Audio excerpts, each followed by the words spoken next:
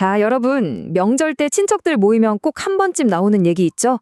집 물려줄 때 빚도 같이 넘기면 세금 확 줄어든다더라. 바로 부담부 증여 이야기인데요.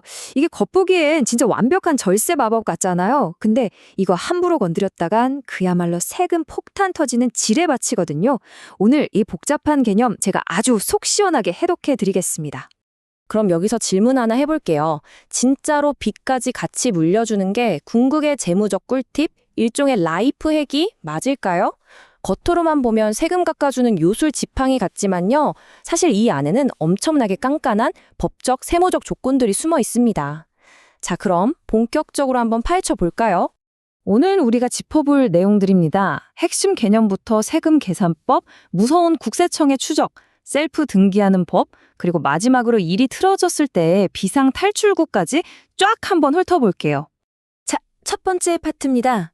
부담부 증여의 핵심 개념부터 잡고 갈게요. 간단히 말해서 부담부 증여가 뭐냐? 부모님이 집을 주실 때 그 집에 껴있는 주택담보대출이나 전세보증금 같은 빚까지 자녀가 세트로 떠안는 겁니다. 예를 들어 볼게요. 10억짜리 아파트에 4억짜리 전세가 들어있다고 쳐보죠.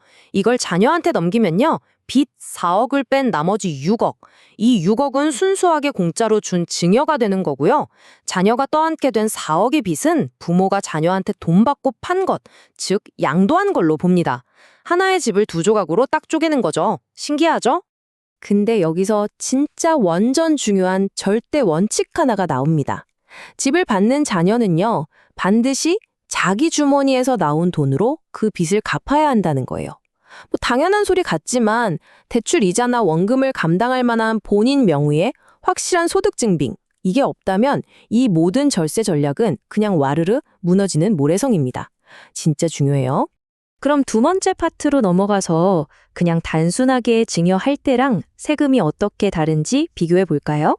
세금 책임이 어떻게 나뉘는지 한번 볼게요. 집 전체를 그냥 통째로 주면 자녀가 그 100% 가치에 대해 어마어마한 증여세를 혼자 다 내야 하잖아요? 엄청 부담스럽죠? 근데 부담부 증여를 하면 이 무게가 확 나뉩니다. 자녀는 빚을 뺀 나머지 아까 그 순수 증여분 6억에 대해서만 증여세를 내고요. 부모는 자녀한테 넘긴 빚 부분에 대해서 양도소득세를 내는 거예요. 서로 다른 두 세금 체계를 영리하게 섞어서 전체 세금 파이를 줄이는 것. 바로 이게 이 전략의 진짜 묘미입니다. 근데 여기서 안심하시면 안 됩니다. 숨어있는 복병이 있거든요. 바로 취득세인데요. 이것도 방금 말한 두 부분으로 나뉘어서 계산됩니다. 순수하게 증여받은 부분은 3.5%가 적용되는데 만약 다주택자라면 이게 최대 12.4%까지 확 뜁니다. 반대로 빚 부분은 돈 주고 산 걸로 쳐서 1%에서 3% 정도의 낮은 일반 세율이 적용되고요. 그러니까 부모님이 집이 몇 채냐, 또 거기가 규제 지역이냐 아니냐에 따라서 이게 기가 막힌 절세가 될 수도 있고 반대로 잔인한 세금 폭탄이 될 수도 있는 거죠. 세 번째 파트입니다.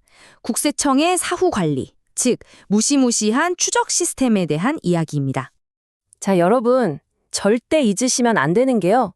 정부가 여러분의 이 모든 계획을 진짜 매의 눈으로 지켜보고 있다는 겁니다. 증여하는 바로 그날 자녀가 떠안은 부채는 국세청 전산망에 딱 등록이 됩니다. 그리고 1년에 2번씩 마치 옛날 연인이 SNS 염탐하듯이 여러분 계좌를 집요하게 들여다봅니다. 이자가 대체 누구 통장에서 빠져나가고 있나 확인하는 거죠. 나중에 대출 다 갚을 때도 그 돈이 도대체 어디서 났는지 아주 엄격하게 검증합니다.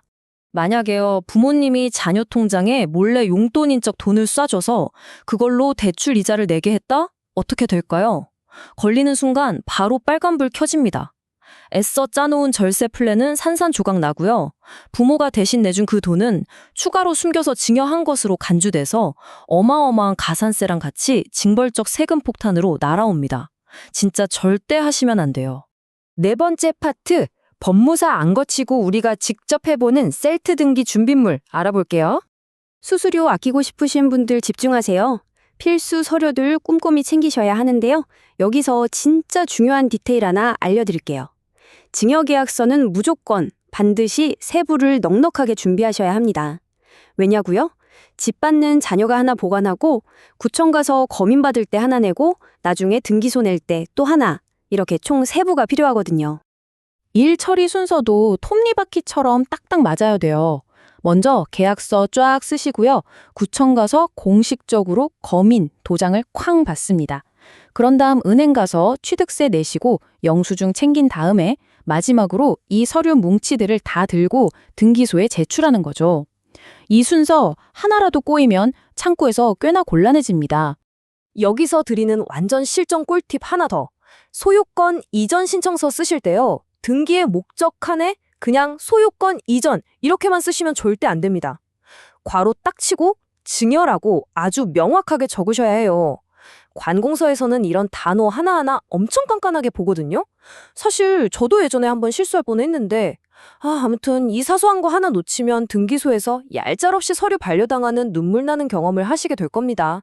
마지막 5번째 파트입니다. 만약 일이 잘못됐을 때를 대비한 비상탈출구, 증여 취소의 골든타임입니다.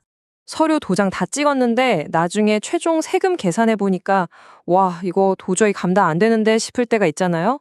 그때는 60이라는 숫자를 꼭 기억하세요. 취득일로부터 우리에겐 정확히 60일의 시간이 있습니다.